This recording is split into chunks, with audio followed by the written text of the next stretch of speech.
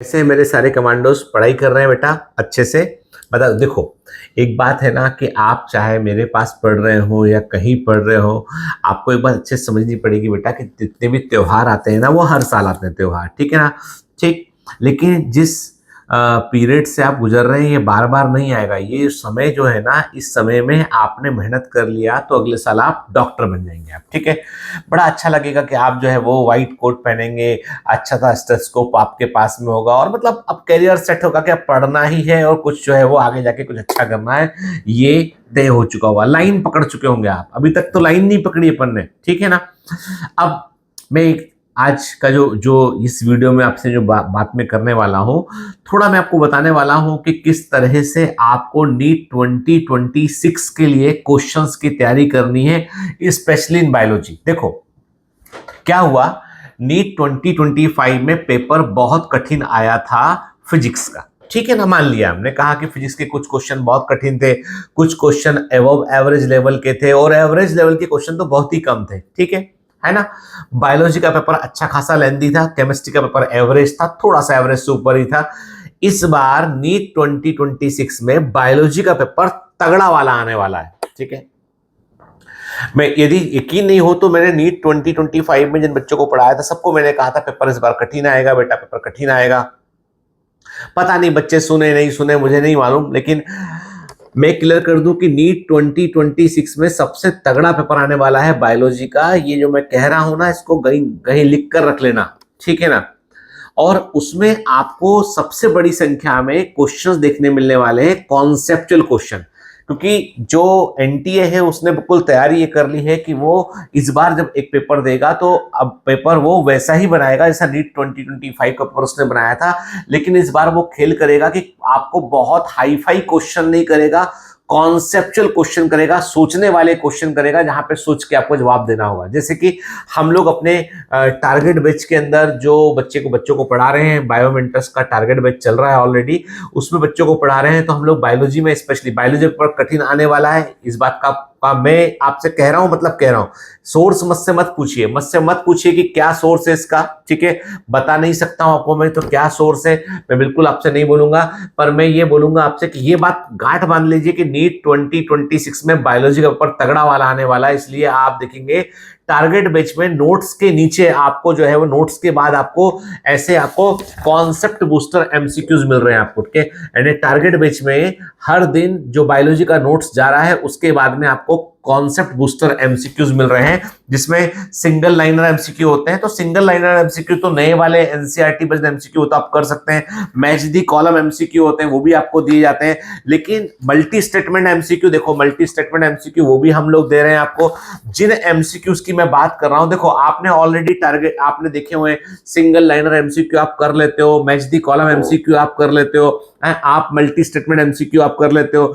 जो सबसे इंपॉर्टेंट चीज जो है वो ये है आपके व्हाट इफ टाइप एमसीक्यू के। कैसे MCQ? What if type MCQ, मतलब ऐसा हुआ तो क्या होगा। यहां पर आपको एनसीईआरटी का पूरा नॉलेज चाहिए और आपको कॉन्सेप्चुअल क्लैरिटी चाहिए। यानी कॉन्सेप्ट क्लियर होंगे, एनसीईआरटी की लाइनों को पढ़कर याद रखने के अलावा अच्छे से समझा होगा तो ये क्वेश्चन बनेंगे। और मैं क्लियर कर दूं आपसे कि बहुत सारे एजुकेटर पढ़ा रहे हैं, मतलब यूट्यूब पर भीड़ लगी पड़ी है, एप्लीकेशंस की भीड़ लगी पड़ी है, बहुत सारे लोग पढ़ा रहे हैं। लेकिन कोई भी इनमें से, दावा करता हूं बहुत कम लोग मिलेंगे, कोई भी इनमें से जब से मैं पढ़ा रहा हूं तब से नहीं पढ़ा रहा है। मैं कब से पढ़ा रहा हूं? मैं 98 से पढ़ा रहा हूं, 96 का मेरा बैच था, 98 से मैं पढ़ा रहा हूं। उसके बाद मैंने ऑफलाइन ऑनलाइन सब कुछ किया हुआ मैंने, और ऑनलाइन में मैं 2017 से हूं। तो मैंने सारे तरह के पेपर्स को आते जाते अपने आंख के सामने से देखा है। मतलब आपको जान के आश्चर्य होगा, हम लोगों ने उन बच्चों को पढ़ाया हुआ जो सीबीएसई पीएमटी का, ऑल इंडिया पीएमटी का मेंस लिखा करते थे। पहले स्क्रीनिंग होता था एमसीक्यू वाला और मेंस होता था लिखने वाला, वो भी पढ़ाया हुआ है हम लोगों ने। तो सब तरह के पेपर देखे हुए हैं हमने। अब जो व्हाट इफ टाइप एमसीक्यू है वो क्या होते हैं? वो ऐसे एमसीक्यू होते हैं कि एनसीईआरटी की लाइन को अच्छे से समझने के बाद उसके कॉन्सेप्ट के ऊपर एमसीक्यू बनता है। जैसे कि देखिए क्वेश्चन आपके सामने मैं तो बता रहा हूं कि उसने कहा है व्हाट इफ, क्या हो यदि transgenic mices were not available for vaccine safety testing. अब यही क्वेश्चन क्यों लिया मैंने? क्योंकि biotechnology and its application target batch के अंदर चल रहा है। तो क्वेश्चन ये है what if, transgenic mices were not available for vaccine safety testing? Option 1 है testing would be shifted to monkeys, option 2 है all vaccines would be banned, option 3 है ELISA would replace animal testing, option 4 है PCR would be used in state. अब 4 option दिए, what if condition लगा दी उसने कि क्या हो यदि ट्रांसजेनिक माइसेस को हम वैक्सीन सेफ्टी टेस्टिंग के लिए वो उपलब्ध ना हो तो क्या होगा? ठीक है, तो पहला ऑप्शन है testing would be shifted to monkey, दूसरा है all vaccine would be vend, तीसरा है ELISA would replace animal testing, चौथा है PCR would be used in state. ठीक है, चलिए नेक्स्ट क्वेश्चन है what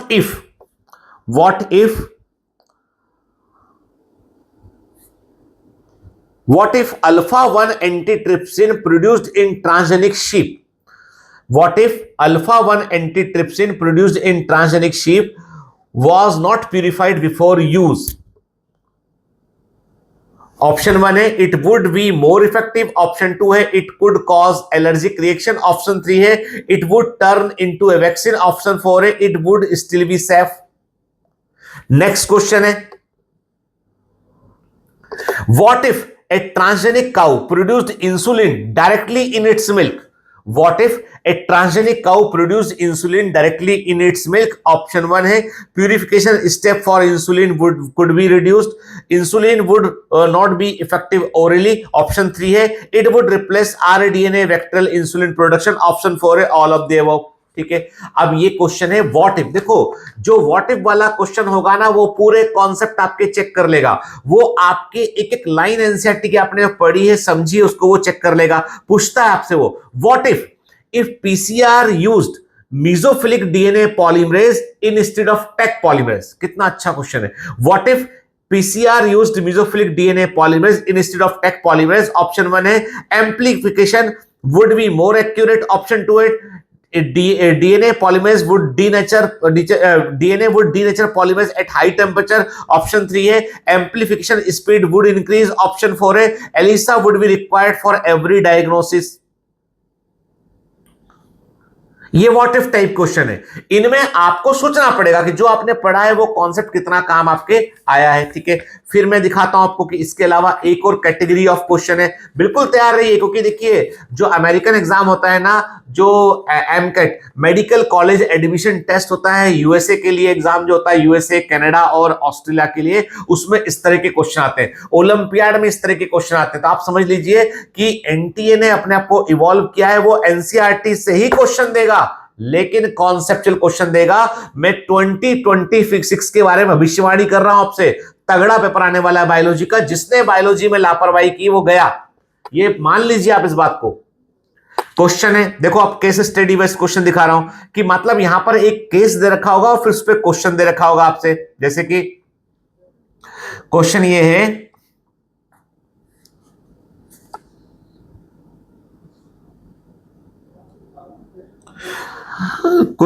A company produces human insulin using genetically engineering Escherichia coli, they report issues with insulin not being biologically active. बोल रहा है एक company produce human insulin using genetically engineered E coli, they report issues with insulin not being biologically active. अब question है, ये case दे दिया, question ये what is the most probable reason, क्या इसका बड़ा कारण हो सकता है? ऑप्शन 1 है failure to remove C peptide during processing, option 2 है low plasmid copy number, option 3 है mutation in lacZ gene, option 4 है insertion in activation of insulin gene. ठीक है,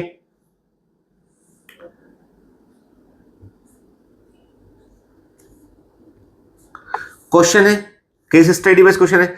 a scientist uses auto radiography with a radioactive DNA probe to detect mutation in patient's genome. The patient's DNA sample does not bind the probe. बोल रहा है आपसे एक scientist है जो auto radiography से कर रहे हैं रेडियोएक्टिव प्रोब की हेल्प से, और वो म्यूटेशन को ढूंढ रहे हैं पेशेंट की जीनोम में। पेशेंट का डीएनए सैंपल प्रोब से बाइंड नहीं करता है। What is the likely reason, इसका कारण क्या हो सकता है? Option 1, the patient gene has no mutation. Option 2, the probe lack complementary due to mutation in patient's gene. Option 3 है DNA sample degraded during the process. Option 4 है the probe was too short to bind. देखो यदि आपने केवल biology रटा है तो मैं सच कह रहा हूं आपसे, आप 240 नंबर के ऊपर नहीं जाएंगे 2026 के पेपर में। और बायोलॉजी समझा है एकदम, कॉन्सेप्ट क्लियर करके, क्रिस्टल क्लियर समझाया आपने बायोलॉजी को। और आपने ये जो क्वेश्चन कॉन्सेप्ट दोस्तों एमसीक्यू आपने लगाए हैं ना, तो आप फोड़ दोगे एग्जाम में। मैं सच कह रहा हूं आपसे, इसलिए बिल्कुल लापरवाही मत कीजिएगा आपके। मैं इसलिए नहीं बोल रहा हूं आपसे कि मुझे कोई टारगेट बेच आपको बेचना है, मैं तो बता रहा हूं कि हम जो मेहनत कर रहे हैं उस लेवल की मेहनत करना पड़ेगा आपको बेटा एग्जाम निकालने के लिए। इसलिए कोई मुगालते में मत रहिएगा, जमकर मेहनत करोगे तो एग्जाम निकलेगा। क्योंकि देखो क्या होता है, साल निकल जाता है, फिर अफसोस करते हैं, फिर नया प्लानिंग करते हैं, नया रणनीति करते हैं। सबसे पहले अपने आप को बदलने से पहले कोचिंग बदलते हैं। अब तो मुझे लगता है कि जैसे गोया कि टीचर एग्जाम देने जा रहा है, अरे भाई टीचर थोड़ी ना एग्जाम देने जा रहा है, तुम एग्जाम देने गए, तुमने गलती की, टीचर ने तो पढ़ा दिया अपना सब्जेक्ट, तुमको अब खूब एमसीक्यू प्रैक्टिस करने। और इस तरह के क्वेश्चन नहीं करोगे बेटा तो मामला गड़बड़ हो जाएगा। ठीक है, हमने बायोलॉजी में डे 1 से ये क्वेश्चन डाल के रखे हैं, सब तरह के क्वेश्चन डाल के रखे हैं।